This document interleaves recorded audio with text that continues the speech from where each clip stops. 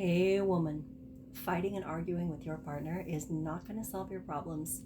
Let's talk about why couples arguments get stuck on loop, what they're costing you, and what to do instead. Let's start here.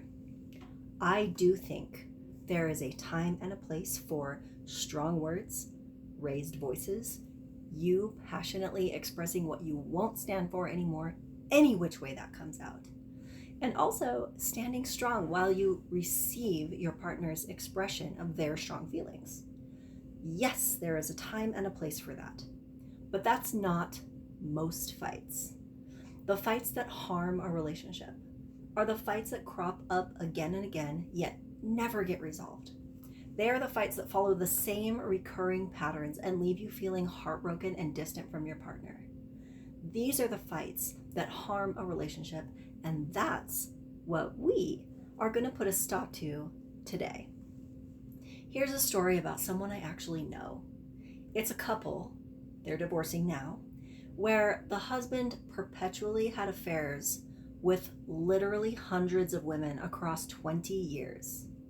Now, this man is a very convincing liar. He travels for work, which made his stories hard to disprove or verify.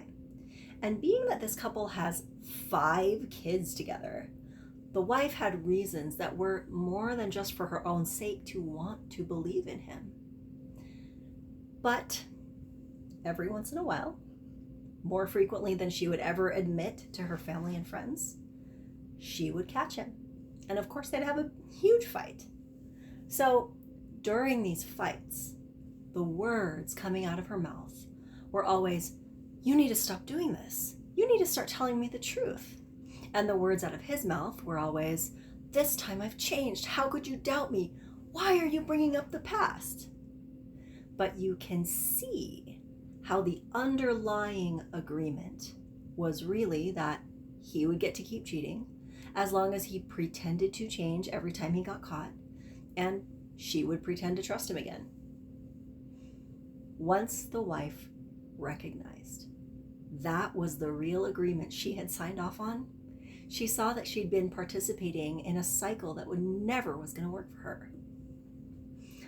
I hope with my whole heart that you, the woman watching this, never have to go through something like that. But if you're struggling with the same argument on repeat, right now might be a good time to reflect on the question, have I gotten stuck keeping an agreement that doesn't work for me? And if so, what might that agreement be? Every relationship is based on a series of agreements. At times, it can feel unclear what some of those agreements are. But even if you're pretty sure you know what agreements you've been keeping that no longer work for you, it can feel very emotionally risky to try and break them or change them. It's easier just to have another fight. If you've got a partner who behaves horribly on a regular basis, like the husband in my story, and believe me, cheating was not his only problematic behavior.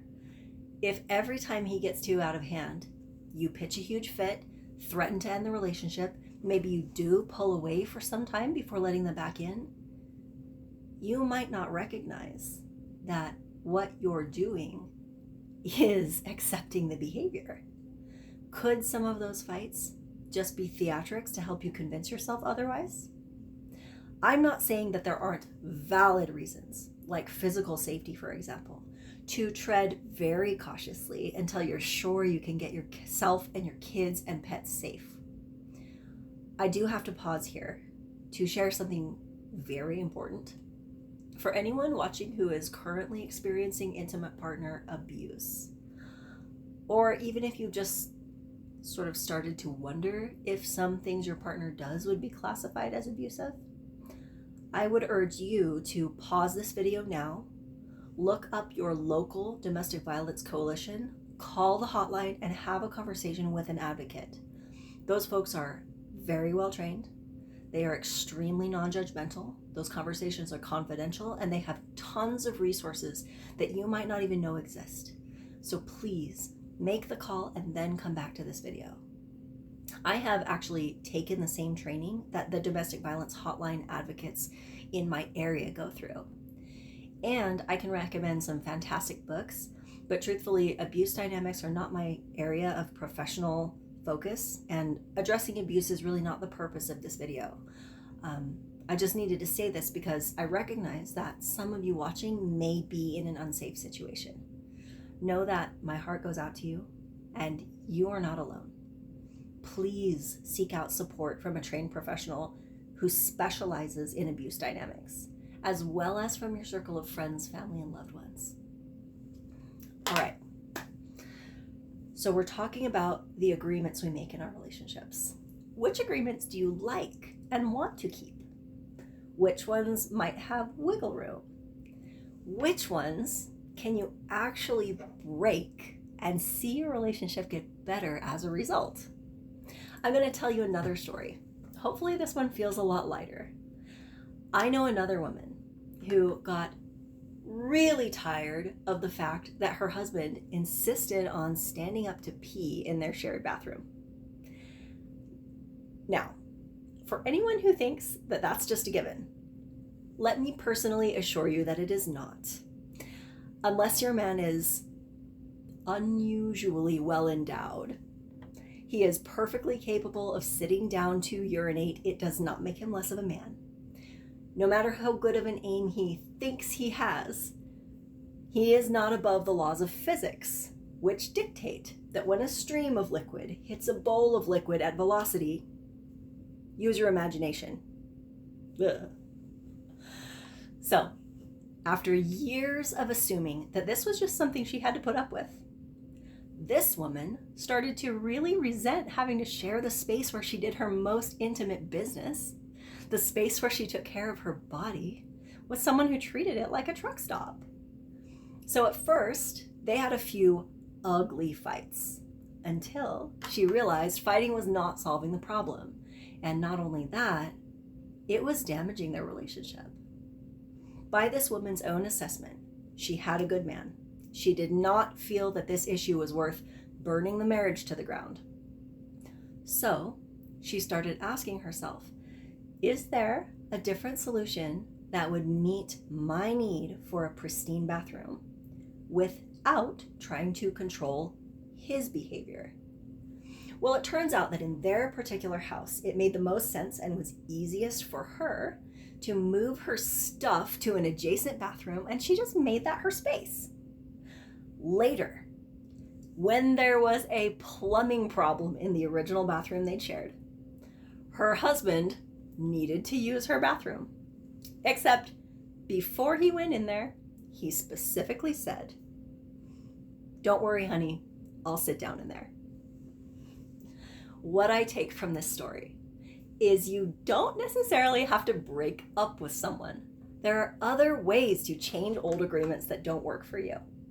You have a lot more options than you think. Just like that other bathroom had always been there, she just never considered using it. If your person cares about you and wants to see you happy, they will work with you to support the finding of a creative solution that maybe no one's thought of yet. How do you fix what's not working for you without diminishing your huge capacity to love and be loved? How do you know when enough's enough? If there's a problem in your relationship that really is never going away, no matter what new approach you try, wouldn't you rather know? If you are right now on the fence, wondering if there's something else you could try to fix that persistent problem, stay till the end, because I have a special invitation for you. When you make the choice to engage in an argument with your partner, you're basically saying, hey, you are causing me actual pain, and I'm trying to wake you up to that. The way things have been going is not working for me, and I need you to make some changes. Please get it together. In other words, being willing to fight means you still care. And I want you to care. But fighting comes at a cost. First, it doesn't fix the problem you're fighting about. That's why fights go in circles and you have the same fight on repeat. Second, it pushes you farther away from the version of you that can be in a healthy relationship. Engaging in a fight reinforces you. Notice that right now we're not pointing the finger at your partner. Engaging in a fight reinforces you to be in certain habits. Habits like lashing out, shutting down, repeating cycles of defense and attack. Guess what? None of that is good for you. Third, and we all know this, fighting creates conditions where one or both of you is more likely to say or do things that cause real harm. And fourth, fights erode your trust in each other.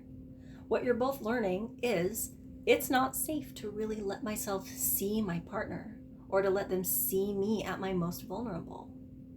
Solving the problem so that both partners get their needs met requires a level of safety that fighting literally prevents.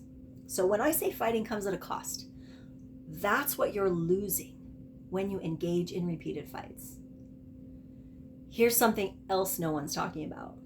When you fight with someone, it can actually feel good. Your adrenaline's flowing. You get to blow off steam. And it can feel like, this time I'm going to bust through. This time I'll make them see what they did wrong. And if I'm fighting for this thing to get better, that means there's a chance it can get better. That's what was happening with the woman who had the cheating husband. For years, she made a choice to ignore the fact that someone's past behavior is the best predictor of their future behavior. And each time she caught him, she would have the fight as a way of holding on to hope that things might change this time. But when someone is capable of being a good partner to you, they want to make you happy, they have the depth and humility to evaluate their behavior and make different choices. If, as a couple, your shared skill set for dealing with conflict has you trapped in a loop of fighting, that could very well be fixable. Whatever while you're hitting on repeat, the solution is the same. Quit fighting and start negotiating. Here's how negotiating is different from fighting. First of all, fighting comes from a fundamentally powerless place. That might sound counterintuitive, so let's break it down. When you've got your voice raised and you're slinging insults, you kind of feel like, now I'm standing up for myself. Now I'm giving a consequence for how they treat me. This must be what power feels like. But it's actually the opposite of power. Fighting says, I need you to change so that I can get what I need and be happy. Strategically, this is the worst position to be in because you can't control that person. You are putting your well-being at their mercy. Even if you win this battle, you're setting yourself up to lose the big ticket stuff that you really want, like trust and respect and growing together as people. The difference with negotiating is that it looks at where you do have power and influence. When you start getting ready to negotiate, you expand your menu of possible choices. You look at where you have been pouring your energy, and often you see you've been giving energy to situations that actually might be making you and your partner actively worse. It's like if you're picking up after them all the time. They don't experience the natural consequence of their living environment turning into a pigsty. All this time that you're protecting them from the disgust, depression, and shame that come with living in a gross environment. Meanwhile, what's happening? Your labor and effort are becoming more and more invisible, so they respect you less. They let you pick up the slack more and more, and you respect yourself less because you know you're putting things aside that are important to you. And that's what I mean when I say it's making you both worse. So are you going to have a fight and dig the rut even deeper? Or are you going to start thinking, what will it take to create a situation that works better for me, but lets them keep their agency? When you pull back on doing what isn't working, and instead you start intentionally designing something that works better, that's when things start to get really fun. It becomes so easy to influence the relationship in the direction you want it to go. One big thing you need to know is that negotiating with your lover is not the same as negotiating in a boardroom or a courtroom. In those spaces, leaving your emotions at the door is a strategy that can work. But when you negotiate in your relationship, emotions are everything. You want to bring all of how much you care into the conversation and open it up for your partner to see in a way that makes them get on your side. There is a very specific skill set and art to doing this. Once you know how, there is literally no limit to how good you can have it in your relationship. Now that you know the difference between fighting and negotiating, and you get that negotiating like a lover is its own specific niche, you might be thinking, okay, this all sounds great, but how do I apply this to fix a real issue in my relationship right now? Well, good news. You don't have to figure it out alone. I am hosting a live group class where I will walk you through my 6-step method to actually get what you want in a way that creates more love, more trust, and more fun for both of you. You do not need to bring your partner to this class. Please don't bring them. You're the one who found me, and this information is for you. You are the first domino that makes everything else fall into place. If that sounds like exactly what you need, your next step is to pre-register now. So hit the link, save your spot, and I will see you inside.